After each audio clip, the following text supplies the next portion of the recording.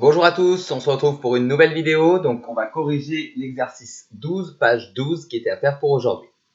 Alors, on a des nombres en écriture fractionnaire et on nous demande d'écrire ces nombres sous la forme décimale. Donc on veut leur écriture avec la virgule. Voilà. Donc 87 divisé par 100. Alors, on se rappelle, divisé par 100, il y a 2 zéros, ça veut dire qu'on veut 2 chiffres après la virgule. On réécrit le nombre qui est au numérateur. Prenez l'habitude de laisser un petit peu d'espace ici. Si on doit rajouter un 0, ça nous évitera de tout recommencer. Donc on se rappelle les étapes au niveau de la méthode. Premièrement, on compte combien il y a de zéros au dénominateur de la fraction décimale. Il y en a 2, donc 2 chiffres après la virgule. Ensuite, on réécrit. Et là, du coup, on a nos 2 chiffres après la virgule. Donc, ça veut dire que la virgule, on doit la placer avant. Et donc, qu'on doit rajouter un 0 juste avant. Voilà, donc 87 sur 100, c'est égal à 0,87. Le B, donc première question, c'est quoi? Combien il y a de zéros? Il y en a 1. Donc, combien de chiffres après la virgule? 1. Très bien. Ensuite, on réécrit 567 en laissant un petit peu d'espace et en laissant aussi un peu d'espace entre les nombres, vous voyez, là et là, au cas où on doit rajouter une virgule.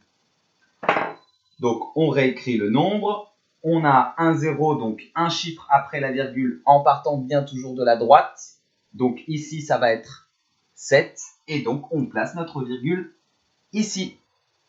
567 divisé par 10, c'est égal à 56,7.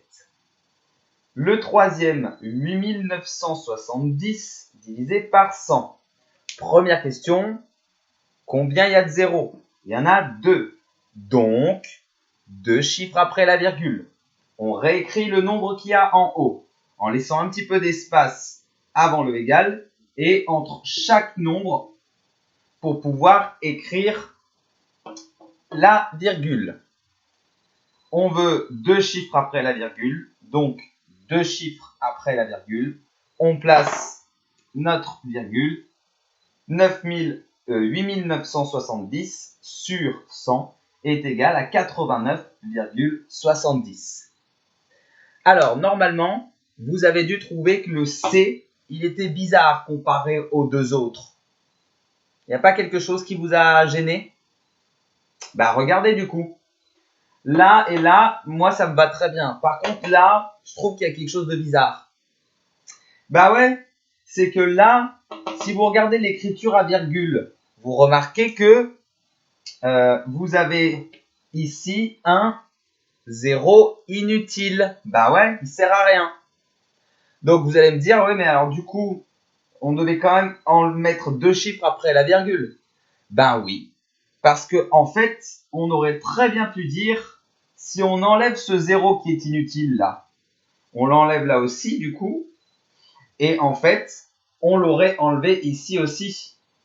Ça aurait été l'écriture fractionnaire la plus simple si je vous avais demandé de passer de là à là en contrôle, puisqu'il n'y a pas de 0 inutile. On aurait du coup divisé par 10, un chiffre après la virgule puisqu'il y a un 0, et ça aurait été 7. Vous voyez, ça ne change pas. Maintenant, le D.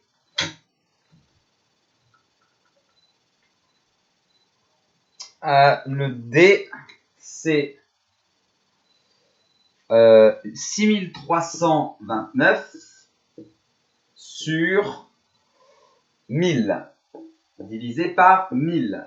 Alors, divisé par 1000, du coup, on a 3 zéros. 3 zéros, c'est donc 3 chiffres après la virgule. On réécrit le nombre qu'il y a en haut au numérateur en laissant des espaces. On veut 3 chiffres après la virgule. On compte à partir de la droite. 1, 2, 3. Donc, la virgule, elle est après le 6. Pas besoin de rajouter un 0 puisque là, il y en a 6 des unités. Et le dernier, le E, c'est 879 sur 1000 aussi.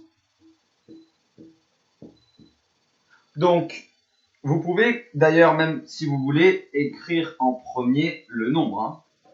Ça ne change pas, ça n'a pas d'importance. Alors, on a divisé par 1000. 1000, il y a 3 zéros. Donc, ça veut dire qu'on aura 3 chiffres après la virgule. 1, 2, 3. Donc, ouais, là, il faut rajouter un 0 et la virgule juste après.